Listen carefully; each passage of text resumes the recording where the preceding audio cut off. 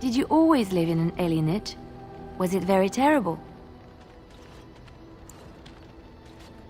That is good to hear. I have never been to the Denerim alienage, but I hear that life is hard and there is so much squalor. In Orlais, most elven servants live in the homes of their masters, often in great wealth and luxury.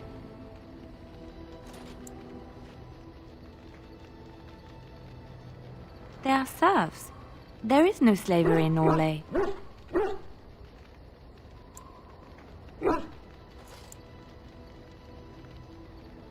Elven servants are well compensated for their services.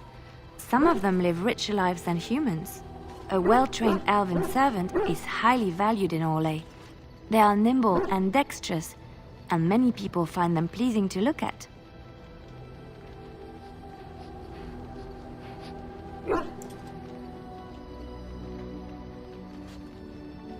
No, I did not mean it that way. Oh, my words were clumsily chosen. I did not mean to offend. I am sorry.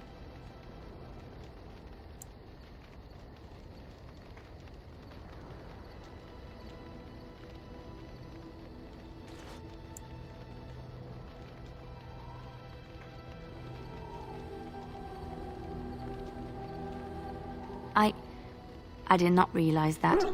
It is so strange how long-held beliefs just seem natural and right. Like there is no other way to feel. Thank you. You have given me a lot to think about.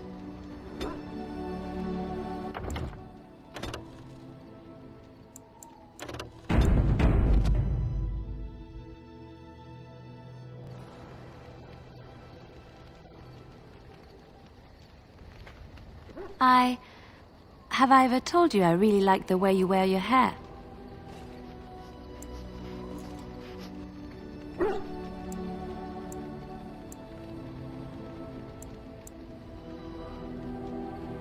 It's very nice and it suits you. Simple. Not like the elaborate hairstyles we wore in Orlais. They involved flowers, ribbons, jewels. One year, feathers were all the rage, and Lady Elise decided she needed to outdo everyone else and actually wore live songbirds in her voluminous hair. The chirping was quite charming for a while, but you must realize, terrified little birdies often have loose bowels.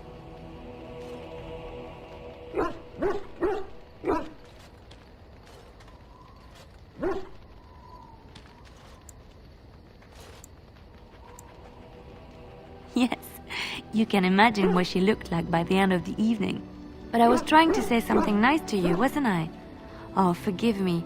My mind wanders so. It's just that I feel so comfortable talking to you.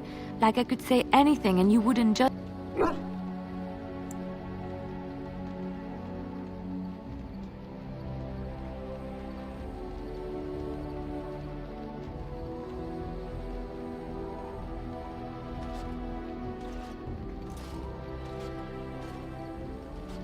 You see? This is what I mean. You're such a pleasure to talk to. I haven't felt this close to anyone in a long time. I really enjoy your company.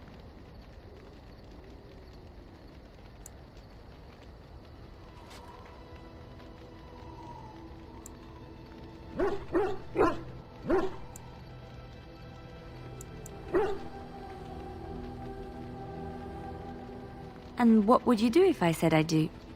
Very much so, in fact.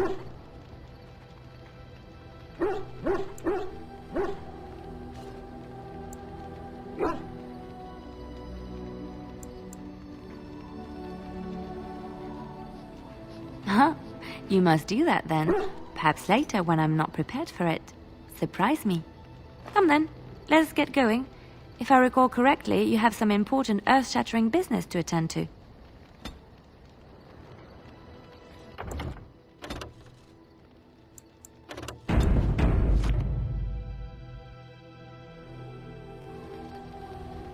The stars are out.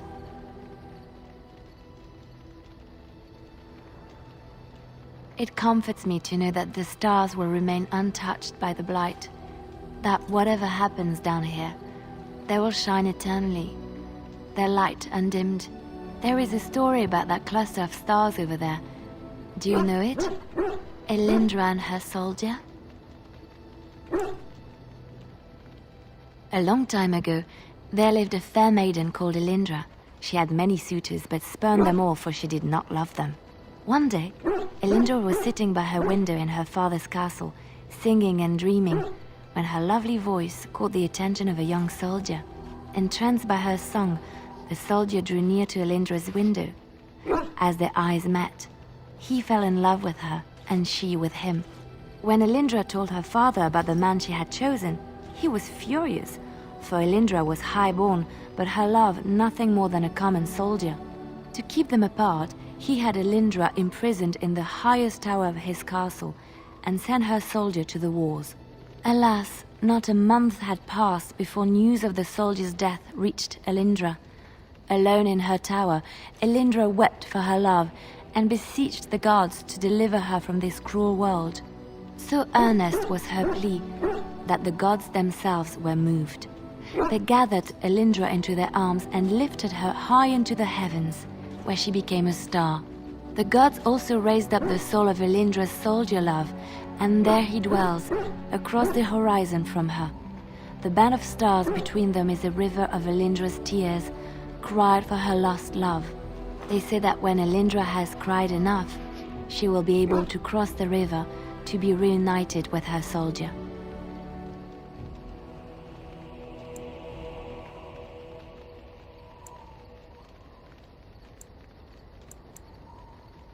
This story is one of my favorites, a tale of a love so great and so enduring that it defies death and moves the gods to action. Sometimes I ask myself, does such a love exist? Can it exist?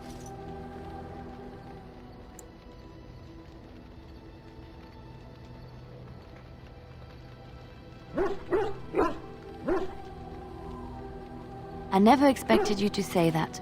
It is a pleasant surprise.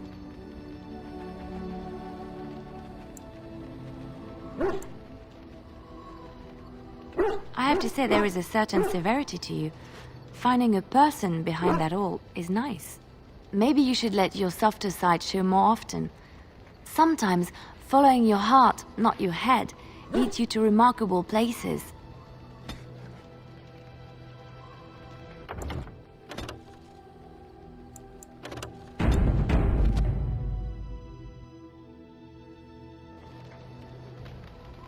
Looking for little old me?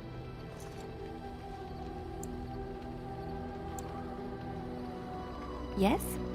What's on your mind?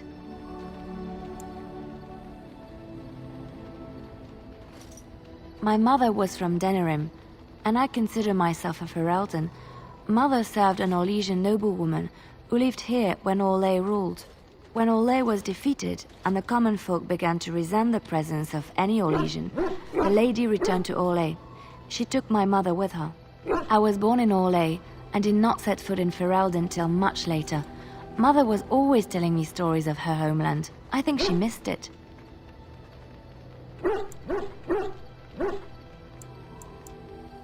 Mother died when I was very young. Lady Cecily let me stay with her. I had no one else.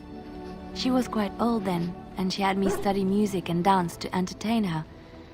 It is unfair that I have more memories of Cecily than my mother.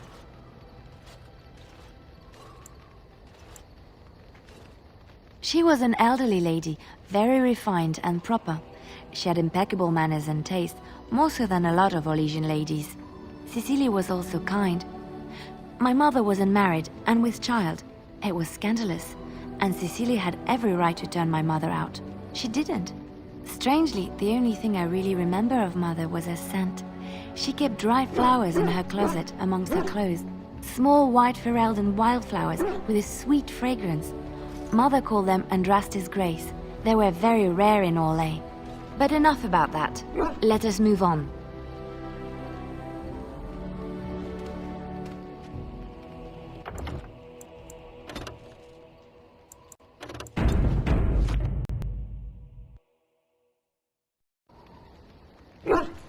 Looking for little old me? Yes? What's on your mind? I knew this would come up sooner or later. I don't know how to explain, but I had a dream. In it, there was an impenetrable darkness. It was so dense, so real. And there was a noise, a terrible, ungodly noise.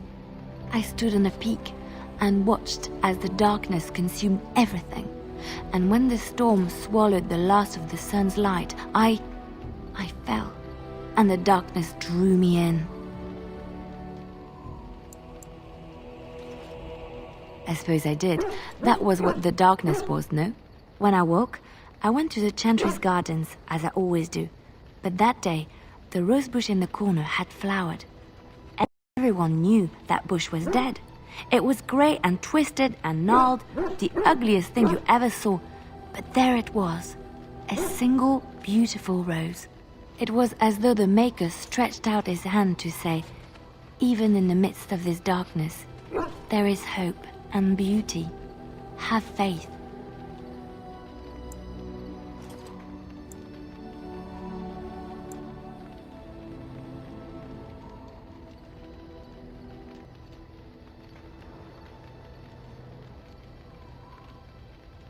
In my dream, I fell, or maybe I jumped.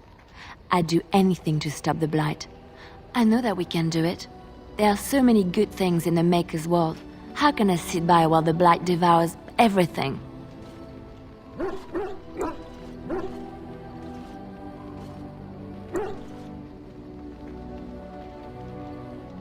That is why you're a Grey Warden. Come, there's a blight to stop.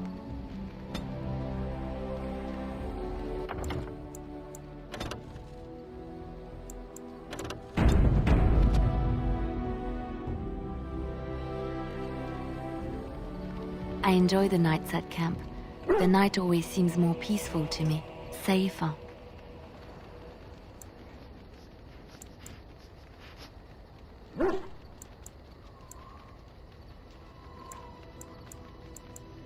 I feel the night grants us a reprieve from the troubles of the day. Silly, isn't it? The Darkspawn never sleep, and they lurk in the shadows.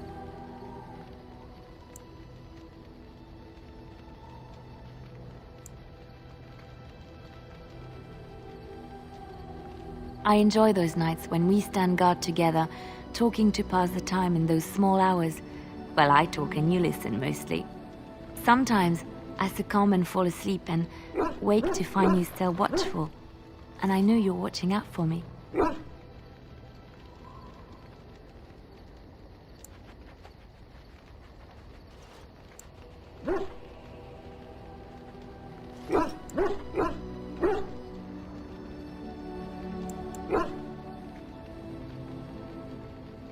What I'm trying to say is that I trust you.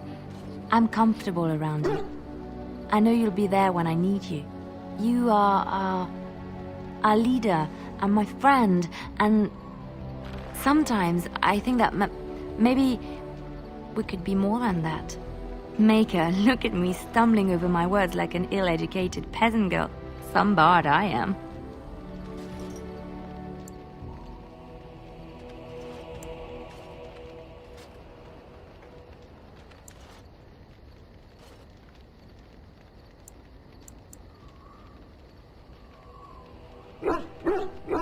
There isn't much more I can say. My feelings have been laid bare. You are very special to me.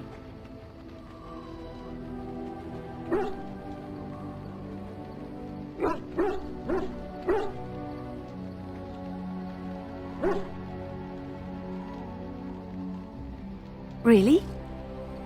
No one told me. You felt the same way and didn't do me the courtesy of informing me? You made me say all those things. Why couldn't you have said them first? Oh, you...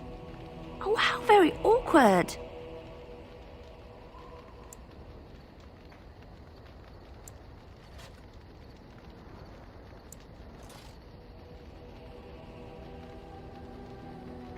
Why am I being such a baby about this? I must be a sight spilling my guts.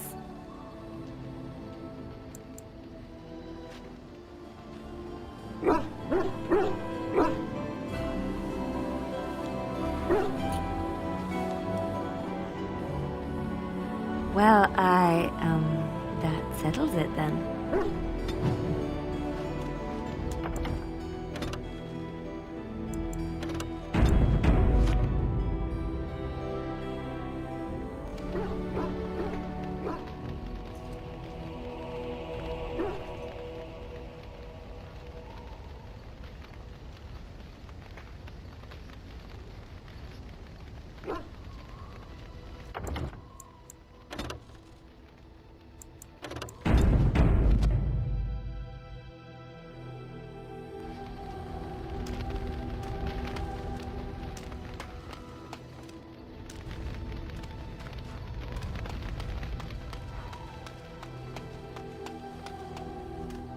Oh, why, you little...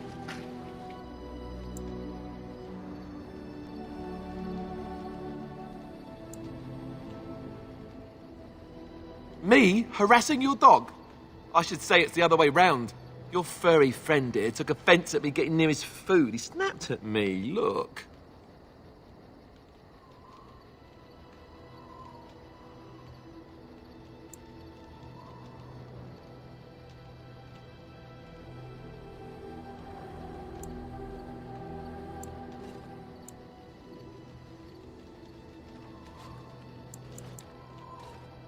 Don't you think I don't know it? Sometimes I forget that he's a war dog. That'll teach me.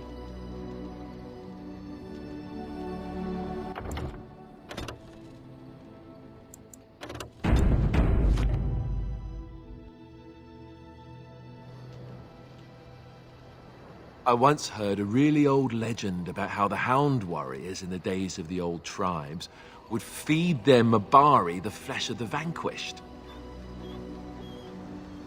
Well, that's what I heard anyway. It would sometimes be human flesh. Oh, like you can tell the difference. For all you know, maybe you've already been fed something. Someone.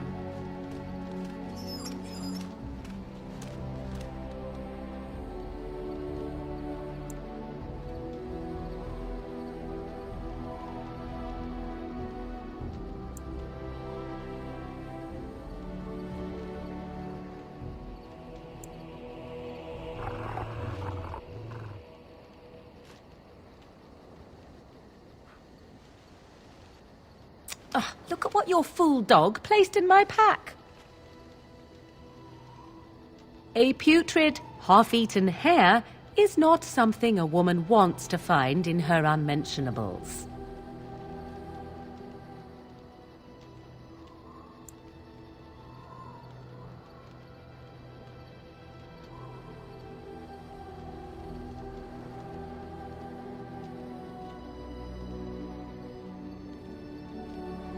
I am going to pretend I never heard that.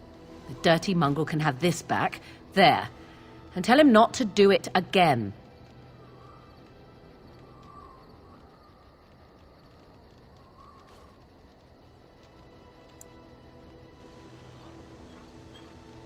I don't want it, you worthless fur bag.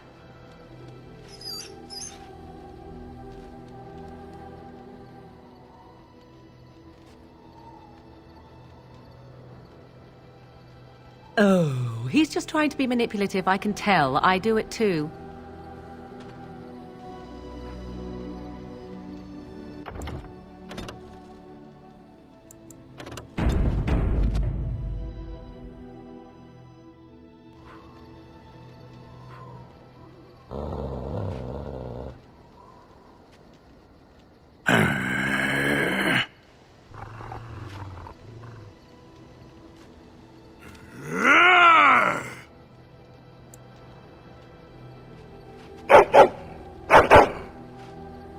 You are a true warrior and worthy of respect.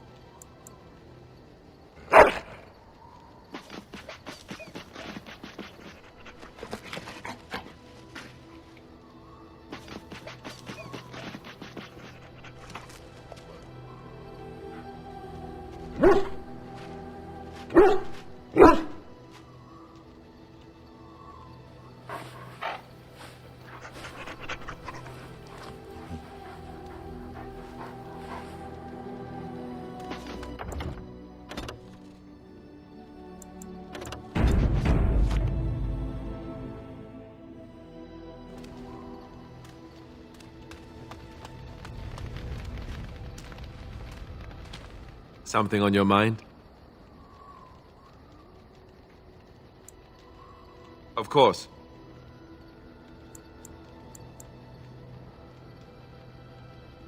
Never what? Had a good pair of shoes?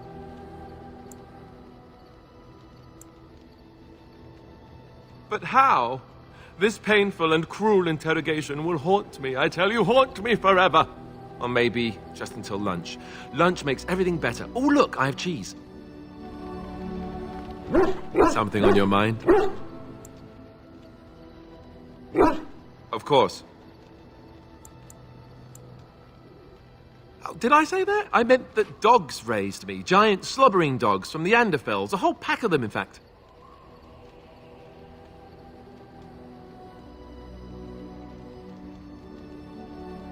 Well, if you're going to go and pay attention to the facts, then fine.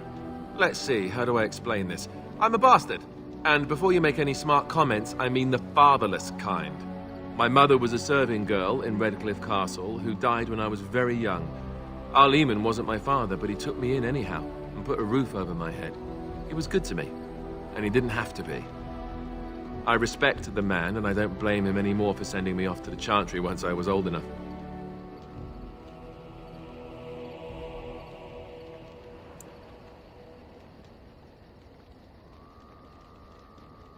I know who I was told was my father. He died even before my mother did, anyhow. It isn't important. Archdemon eventually married a young woman from Orlais, which caused all sorts of problems between him and the king because it was so soon after the war. But he loved her. Anyhow, then you, Arlessa, resented the rumors which pegged me as his bastard. They weren't true, but of course they existed. The Arl didn't care, but she did. So off I was packed to the nearest monastery at age 10, just as well. The Arlessa made sure the castle wasn't a home to me by that point. She despised me.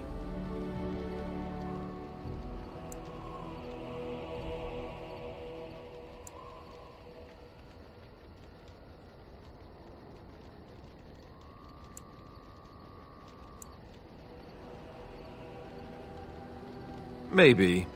She felt threatened by my presence, I can see that now. I can't say I blame her. She wondered if the rumors were true herself, I bet. I remember I had an amulet with Andraste's holy symbol on it. The only thing I had of my mother's. I was so furious at being sent away, I tore it off and threw it at the wall and it shattered. Stupid thing to do. The Arl came by the monastery a few times to see how I was, but I was stubborn. I hated it there, and blamed him for everything. And eventually, he just stopped coming.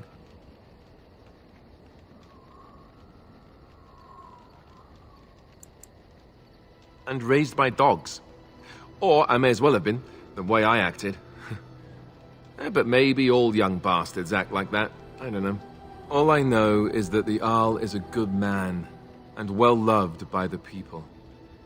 He also was King Caelan's uncle, so he has a personal motivation to see Loghain pay for what he did. Anyway, that's really all there is to the story.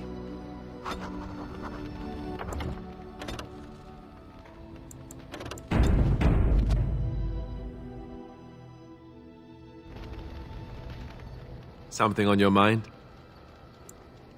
Of course.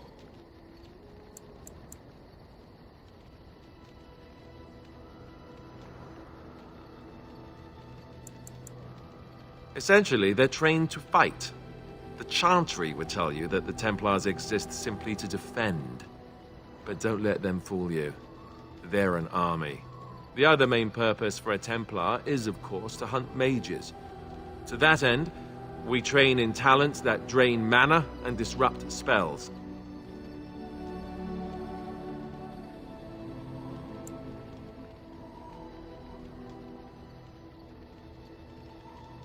You could call it that, sure. The Chantry doesn't look on it the same way, however, since really our talents only work on mages. Against a regular person, I'm just a guy in a metal suit.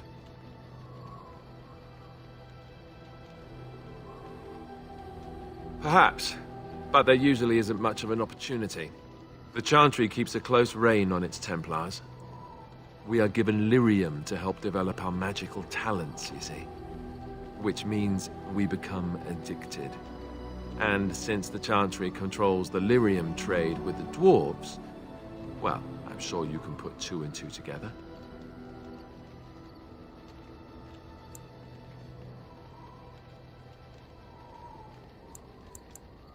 Thankfully, no. You only start receiving lyrium once you've taken your vows. You don't need lyrium in order to learn the Templar talents. Lyrium just makes Templars' talents more effective, or so I was told. Maybe it doesn't even do that. The Chantry usually doesn't let their Templars get away either, so they can spread their secrets. I'm a bit of an exception. Lucky me.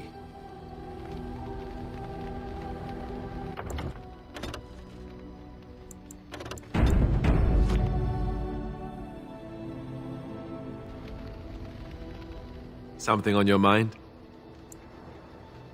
Of course.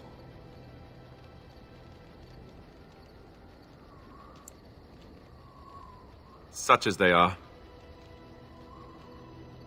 That's a good question. There's plenty in Orlais, but who knows where they might be found. And the nearest Orlesian city is weeks away. If we go north and cross the sea, there's bound to be some in the Free Marches. Again, however, I just don't know where. I don't know anything about Grey Wardens in other lands. Here in Ferelden, there's our compound in Denerim at the palace, but that's it. Loghain will have control over that and be watching it, no doubt. Beyond that, the only place I know of is Weishaupt Fortress. That's the headquarters of all Grey Wardens in the Anderfells, 1,000 miles from here. But I've no idea how to even contact them. So unless we try to get back to the compound in Denerim, I suppose the answer is no. There's nowhere for us to go.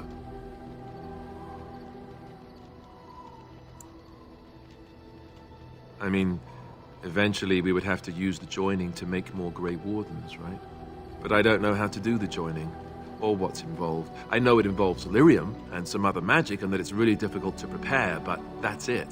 Unless we can find out more about the joining, I guess we better get used to the idea that there might only be two of us for now.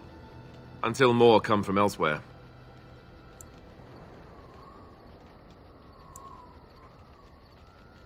I imagine that eventually the Grey Wardens outside of Ferelden will wonder what's happened. Why there's no contact from Duncan or someone.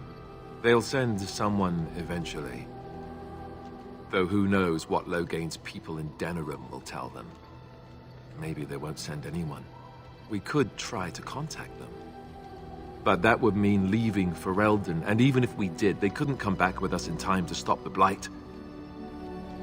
So that means whatever happens, it's up to us. About the Grey Wardens, anyhow. Fair enough. Something on your mind?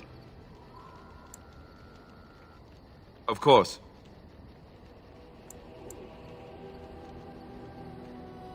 Same way you did. You drink some blood, you choke on it, and pass out. You haven't forgotten already, have you? Let's see, I was in the Chantry before. I trained for many years to become a Templar, in fact. That's where I learned most of my skills.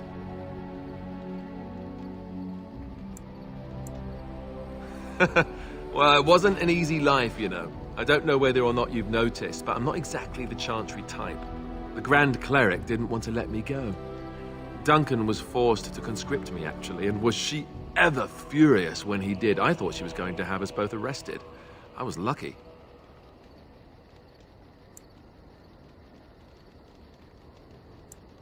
I wondered that myself. It's not as if she valued me highly. I think she just didn't want to give anything to the Grey Wardens, is all. The Chantry didn't lose much. And I think I can do more fighting the Blight anyhow, rather than sitting in a temple somewhere. I'll always be thankful to Duncan for recruiting me. If it hadn't been for him, you know, I wouldn't have.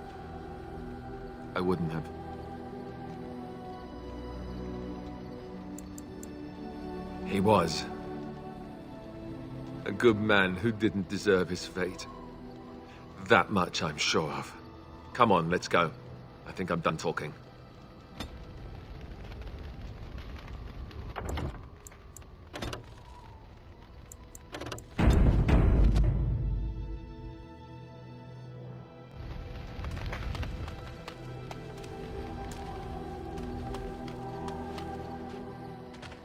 You are not quite as callow as I thought.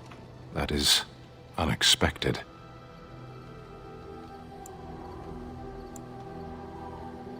You're welcome. I was sent to be the eyes of the Antom. The Arishok asked, "What is the Blight?" By his curiosity, I am now here.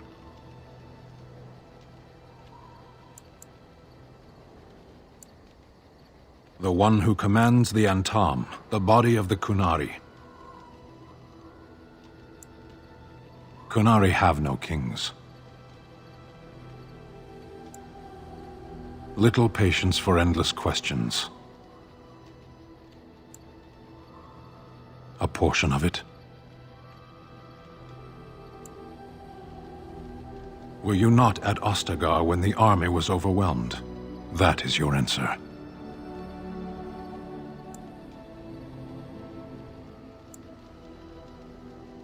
Yes.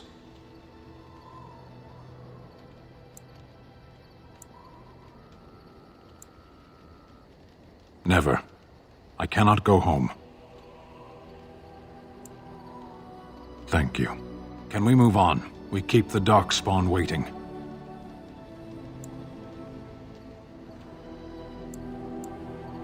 Does it matter? Very well. I caged myself. A weak mind is a deadly foe, as you are no doubt aware.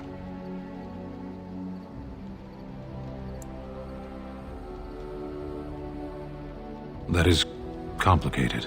I came to your lands with 7 of the Beresad, my brothers, to seek answers about the Blight. We made our way across the Ferelden countryside without incident, seeing nothing of the threat we were sent to observe. Until the night we camped by Lake Calenhad. They came from everywhere. The earth beneath our feet, the air above us. Our own shadows harbored the Darkspawn. I saw the last of the creatures cut down, too late. I fell.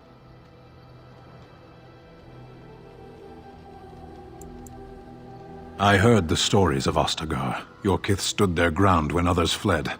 No one can do more than that. I don't know how long I lay on the battlefield among the dead, nor do I know how the farmers found me. I only know that when I woke, I was no longer among my brothers, and my sword was gone from my hand. Perhaps. I searched for it, and when that failed, I asked my rescuers what had become of it. I killed them. With my bare hands. I did. I knew they didn't have the blade. They had no reason to lie to me. I panicked. Unthinking, I struck them down.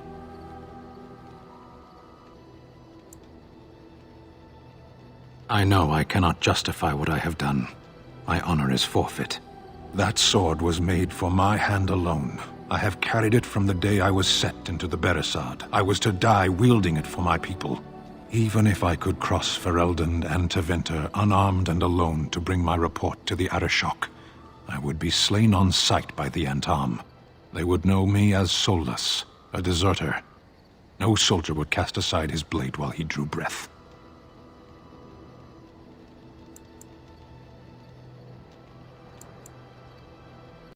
If I knew where to look, it would be in my hand now. Near Lake Callanhad. Perhaps those words are empty, but thank you all the same.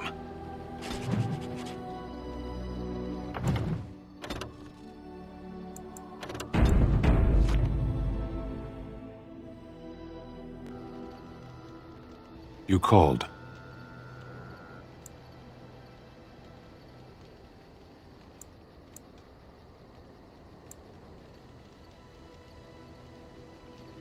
Speak, then. Then I suggest we move on. I am hardly surprised. To put it lightly, no one has a place here. Our farmers wish to be merchants. The merchants dream of being nobles, and the nobles become warriors. No one is content to be who they are.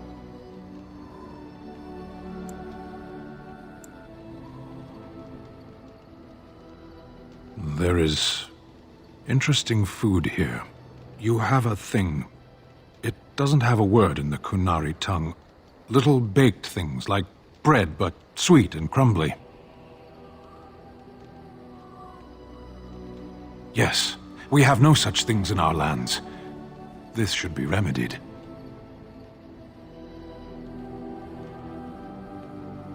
Shall we move on? Perhaps. It's strange to be in a crowd and hear a language that is not your own, to see faces that are and aren't like yours. I miss the smells of Saheron, tea and incense and the sea. Ferelden smells of wet dogs. True, I was trying to forget that part. Shall we move on? As you wish.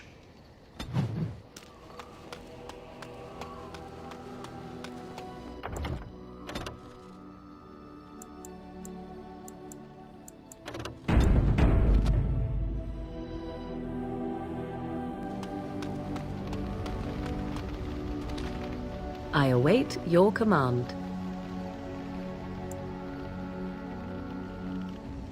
At times, perhaps. A world full of people and buildings and things was all very foreign to me. If I wished companionship, I ran with the wolves and flew with the birds. If I spoke, 'twas to the trees.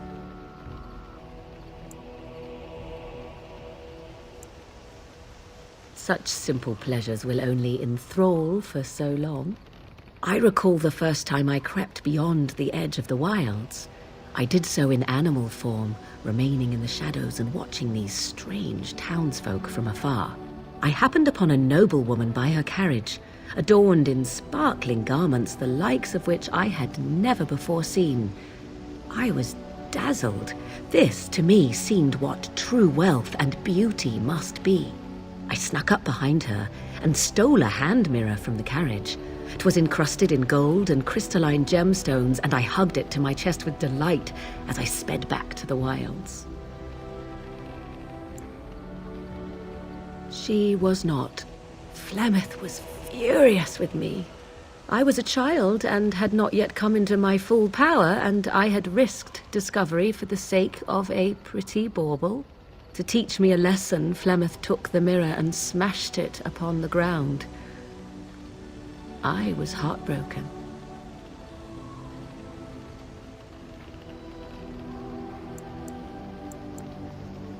And a foolish one. Flemeth was right to break me of my fascination. Beauty and love are fleeting and have no meaning. Survival has meaning. Power has meaning. Without those lessons, I would not be here today, as difficult as they might have been.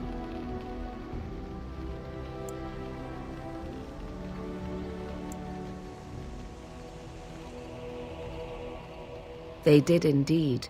To return to your original question, perhaps my time in the wilds was indeed lonely, but such was how it had to be. I find myself at times wondering what might have become of the girl with the beautiful golden mirror, but such fantasies have no place amidst reality.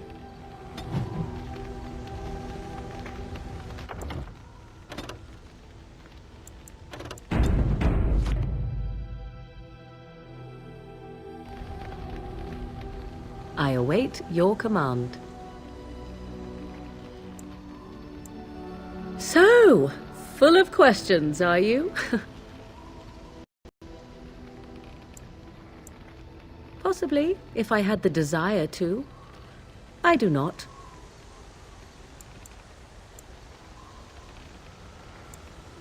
I was told to accompany you and to help you, and that I shall. This may extend to the teaching of my mother's skills in time. For now, I simply do not know you well enough. I promise nothing. I await your command. So, full of questions, are you?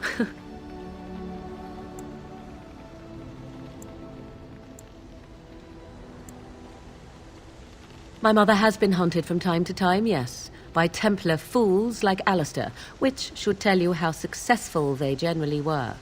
Flemeth made a bit of a game of it, in fact. The Templars would come again, and she would look at me and smile and say that the fun was to begin once more.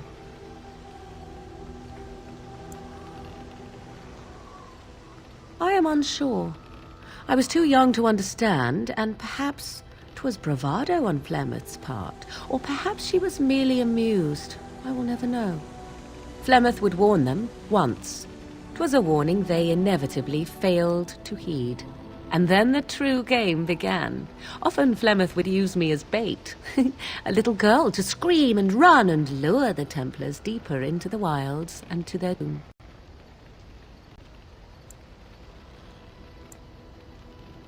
'Twas a game, and I a young girl. If I didn't get to play, I would have been very upset. Thankfully, the wilds is a vast place. Once they found us, Flemeth would simply move us elsewhere, and we would be lost within the forest once again. I did not understand the danger we faced until I was much older. I had never heard of apostates or maleficarum.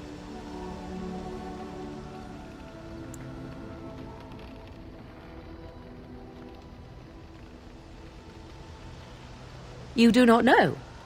The Zealots use that word for any magic they do not control. The Chantry sees any mages not leashed to the circle of magi as apostates. And apostates could become maleficarum, evil mages that resort to blood magic and become demon-enslaved abominations. It may even be true. Still, those of us who prefer freedom see no reason to submit.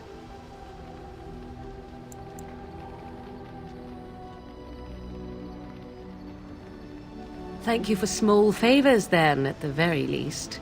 Enough of this talk. Let us return to the task at hand.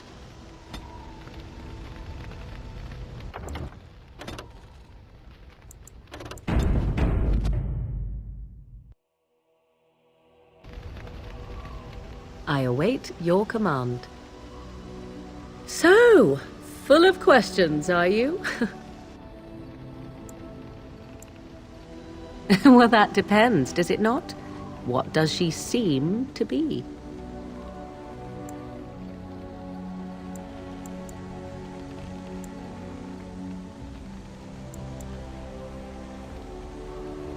Oh, she certainly was human. Once. Tell me, how much do you know of the tale? The one that the chastened still tell of my mother, to frighten them into obedience. I can relay what Flemeth once told me herself, and you can decide whether or not 'tis the truth, if you desire.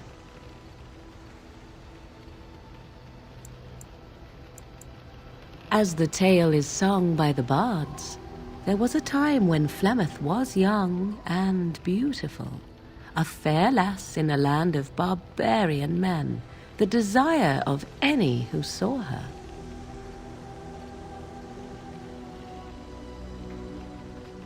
Many centuries before this land was even named Ferelden. The tales say that Flemeth fell in love with Osen the Bard and fled the castle of her husband, the Dreadlord Conabar, and that he swore vengeance for her infidelity. In truth, my mother claims that 'twas Osen who was her husband, and Conabar the jealous lord who looked on from afar. Lord Conobar approached young Osen and offered him wealth and power in exchange for his lovely wife. And Osen agreed.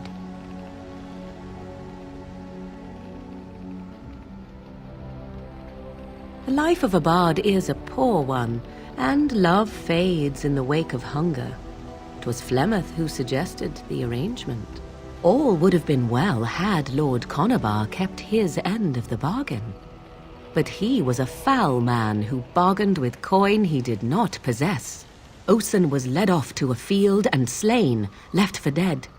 Flemeth spoke to the spirits and learned of the deed, and swore revenge.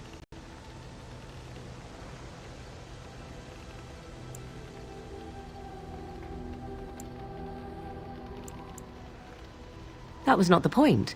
Conobar had no honor, so she would not have him. Flemeth begged the spirits to aid her, and 'twas they who slew Conobar. The demon the legend tells of came later. Lord Conobar's allies chased Flemeth, you see, chased her to the wilds, and there she hid. There she found the demon, and he made her strong. The legends all speak of the great hero Cormac, he who defeated Flemeth and her great army when she invaded the lowlands centuries later. All lies.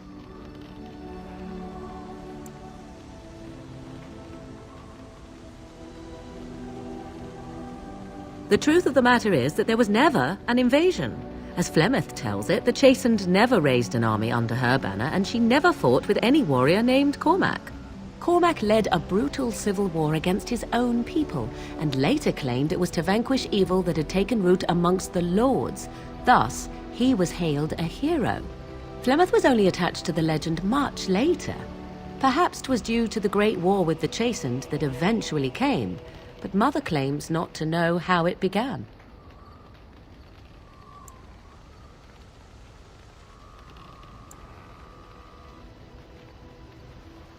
You ask if I have sisters. I have asked of this myself. The stories tell of many witches of the wilds after all, not just the one, and these tales existed long before I did.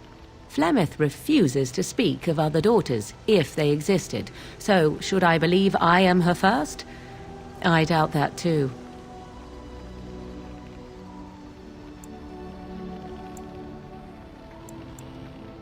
The demon within her has transformed her into something else. An abomination, perhaps some would say. I know not. I only know my mother is clever, and she is part of the wilds as it is part of her. But she is no immortal. She bleeds. A blade in her heart would kill her like any other, were it lucky enough to find her.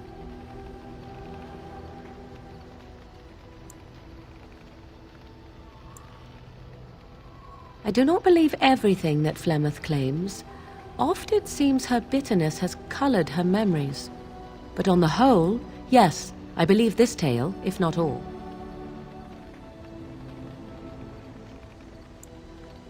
Flemeth tells it with far more embellishment than I, but you are welcome.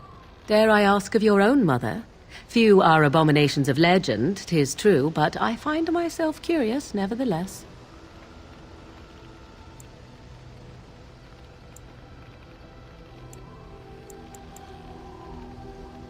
Ah, then you have my sympathies for what it is worth. Which is very little, I am certain. It matters not. Let us move on.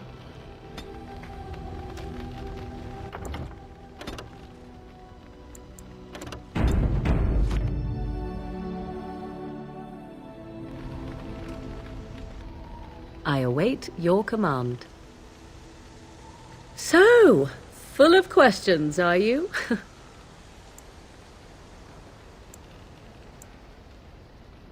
Why do you ask me such questions? I do not probe you for pointless information, do I?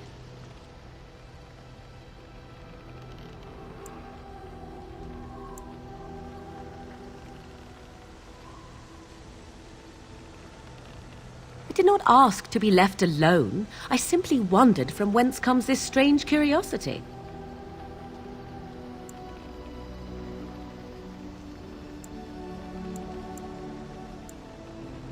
What a stranger does not know cannot hurt him, but have it your way. What is it you asked if I grew up in the wilds? A curious question. Where else would you picture me? For many years it was simply Flemeth and I. The wilds and its creatures were more real to me than Flemeth's tales of the world of man. In time I grew curious. I left the wilds to explore what lay beyond, never for long. Brief forays into a civilized wilderness.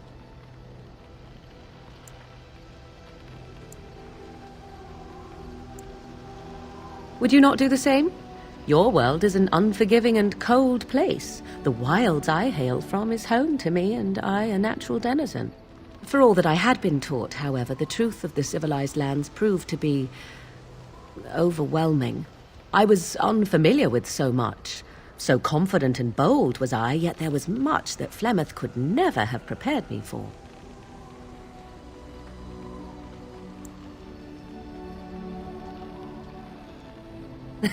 Equal parts daring and foolhardy, perhaps. Only once was I accused of being a witch of the wilds, and that by a chastened who happened to be traveling with a merchant caravan. He pointed and gasped and began shouting in his strange language, and most assumed he was casting some curse upon me. I acted the terrified girl, and naturally, he was arrested.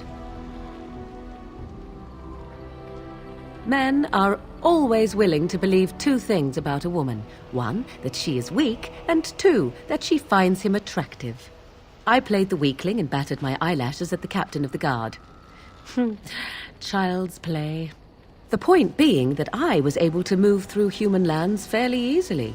Whatever humans think a witch of the wild looks like, 'tis not I. Not that I did not have trouble.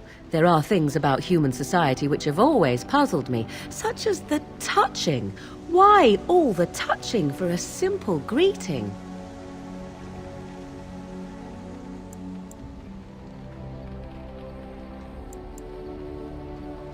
Do not speak to me of trivialities. Your culture is not so entirely different. There were many nuances that Flemeth could never tell me of. When to look into another's eyes, how to eat at a table, how to bargain without offending. None of these things I knew. I still do not understand it all, truth be told, but then I gave up long ago any hope of doing so.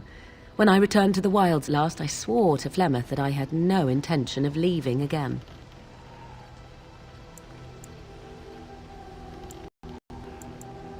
Yes, here I am. Well, let's get on with it before the ground opens up and swallows us, yes?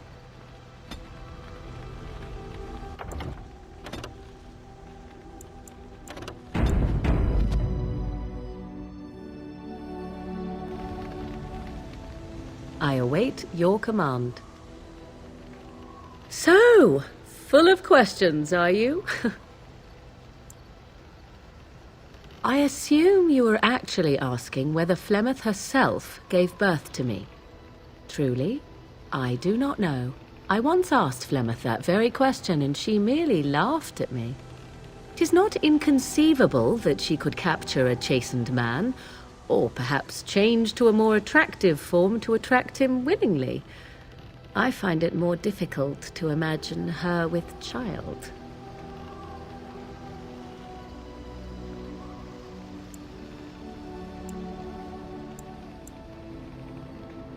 Who knows for certain? Flemeth is unique in her fashion, providing that the tales of her legend are as she claims. And she claims little. I do know the tales of Flemeth having many daughters, even though I have never met another. And Flemeth has always treated me as her blood.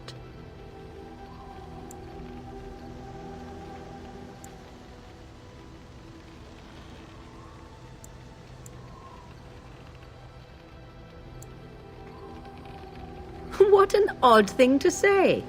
Why must love enter into the equation?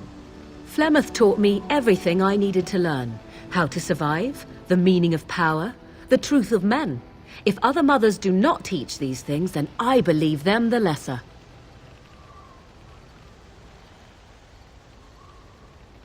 You suppose it's true? 'Tis true. To indulge in love is to indulge in delusion. Surely a Grey Warden such as yourself does not believe otherwise.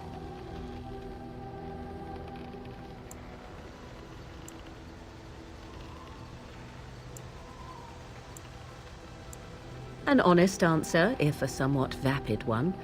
You shall learn in time, if fortune smiles on you.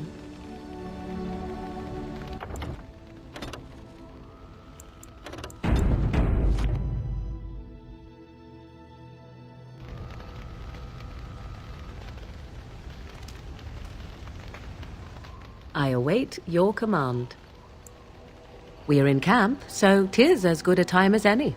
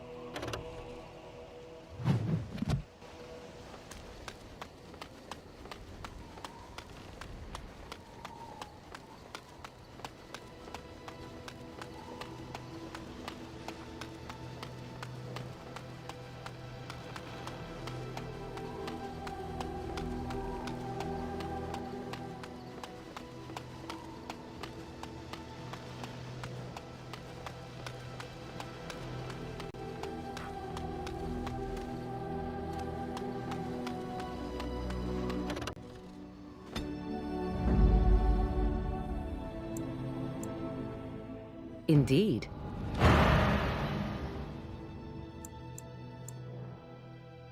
Yes.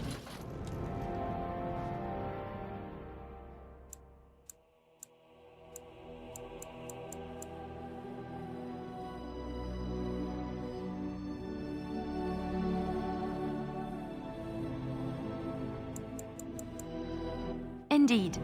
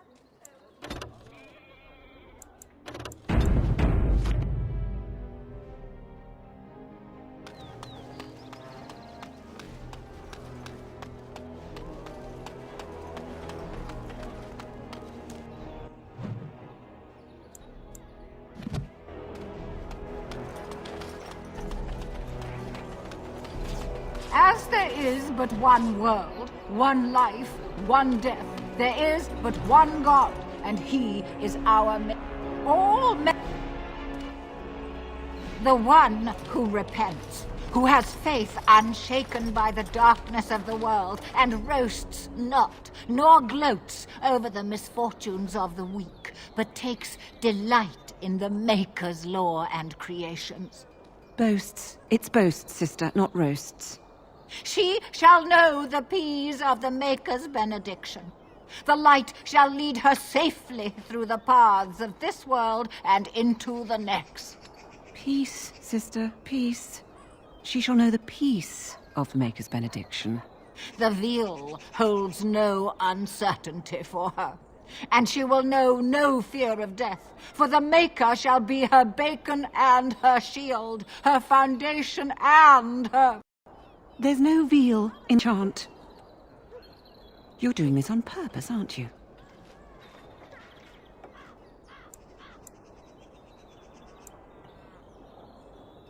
Me too.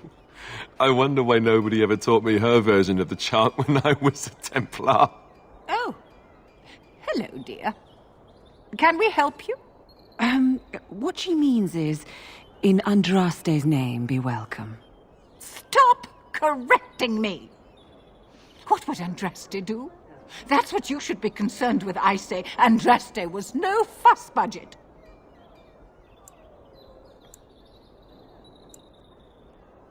Praying for the good people of Denerim who've lost loved ones at Ostagar. It's usual to recite a stanza from Transfigurations when you pray for the departed. It's usual to recite the stanza correctly. But that's what I said.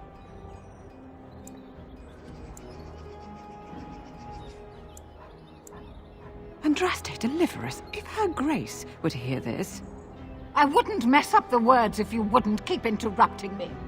Grand Cleric Elomena understands the importance of concentration, you know.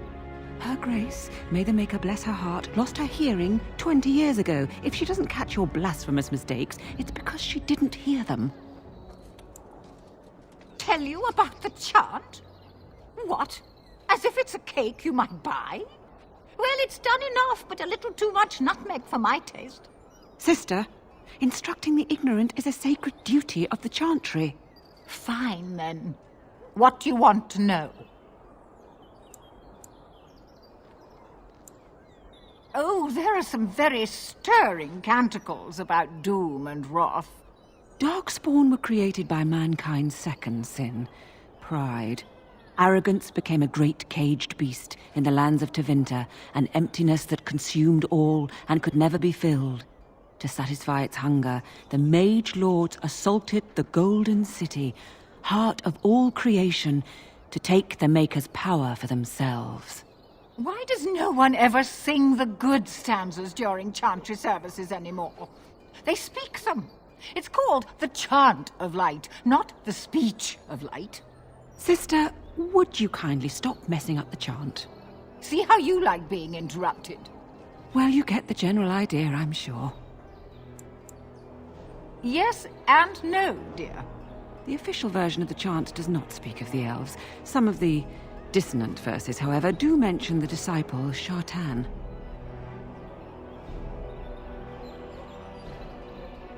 The chant has changed over time. Some of the verses that were sung in the past were taken out. The canticles of Shartan were stricken from the chant in the Glory Age. They are no longer sung, though scholars still sometimes read them. Of course. The official chant of light is written in Tevinter, but it is translated into the languages of the believers. Some ideas are lost in the process of translation, and words take on unintended meanings. There's a dreadful pun in the Orlesian version in the Canticle of Threnodies, and languages are always changing. The chant must adapt if it is to be understood by the people hearing it. He was an elven disciple of the Prophet, a former slave like Andraste herself. He rallied his people against the Imperium. He was given to the flames alongside Our Lady. Divine Renata had the verses removed during the Exalted March on the Dales. Idle time is wasted time. Let's get on it.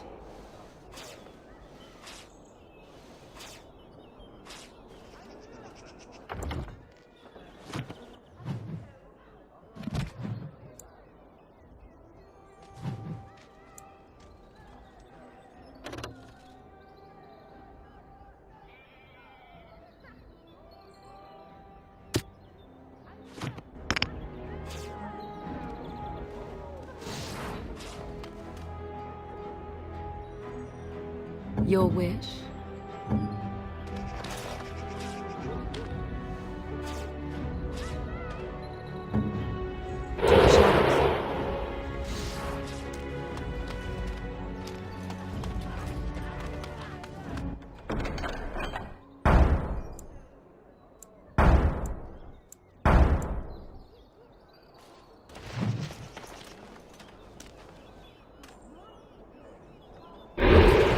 Silent as a wraith.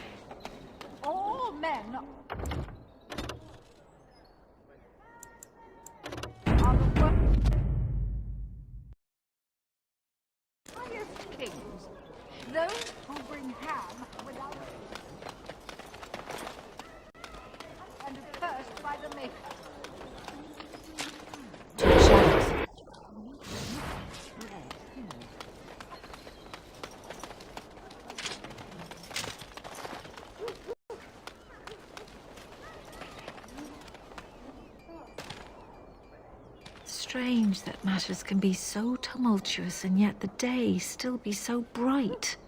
Oh, my pardon. Just thinking aloud. Are you here for the Chanter's Board? I am Sister Justine, curator of the reliquary of this chantry. And pride again. It is hard to live up to the example of Andraste. The archivist tends the books, and I tend the sacred relics.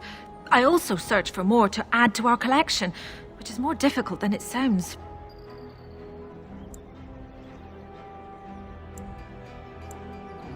My thought exactly, but I'm perpetually amazed at how quickly people accept fantastic claims at face value.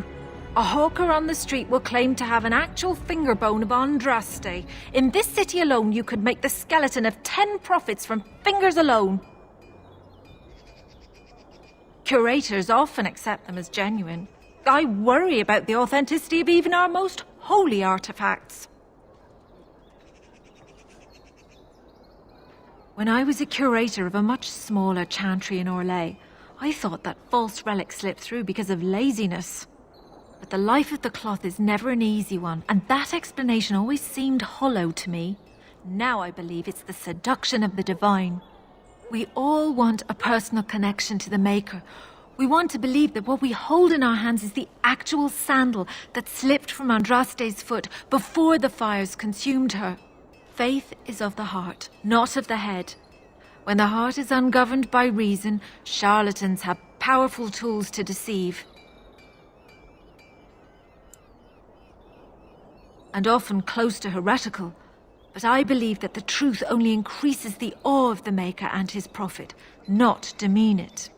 Even false symbols have the power to inspire, but it seems every year we fall more out of touch with the real Andraste.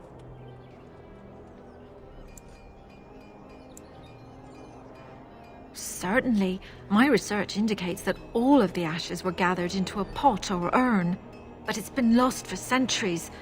That doesn't stop hawkers from selling pinches of the ashes of Andraste to gullible pilgrims.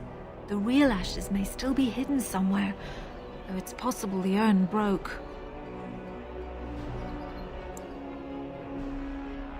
Well, there's one that might be real. I couldn't prove it wasn't. Perhaps you can understand my skepticism.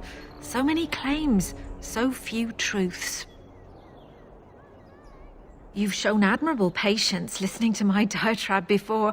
I will not bore you again. Suffice it to say, I look for and authenticate holy relics for the chantry. Of course, enjoy your visit to the chantry.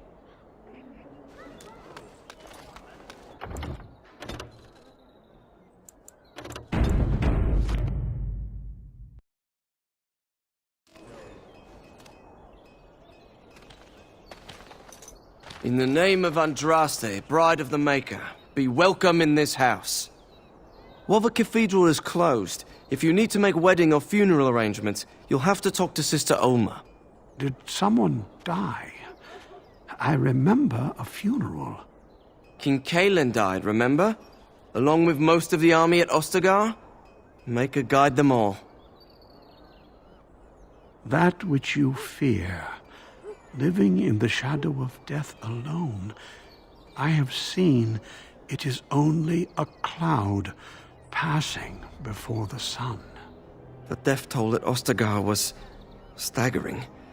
We've had a funeral every day for a lost son or daughter of Denerim, and we've many more yet to hold. Are they singing the chant now? It's a funeral, isn't it? He should have retired to Val Royeaux years ago, but he wanted to stay and serve the remainder of his days in his homeland. It's the lyrium that does this. He wouldn't be a Templar anymore. Blessed are they who stand before the corrupt and the wicked and do not falter.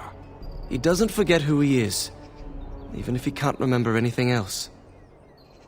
May the light of the Maker guide your steps.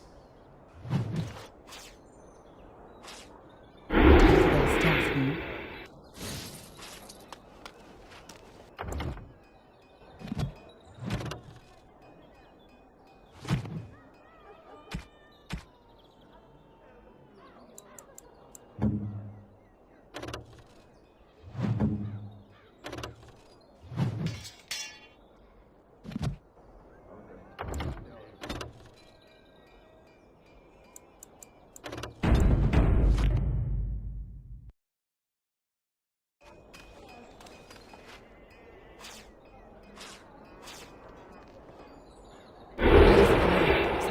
wraith. All men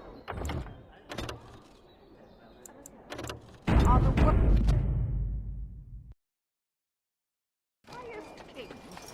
Those who bring ham without provocation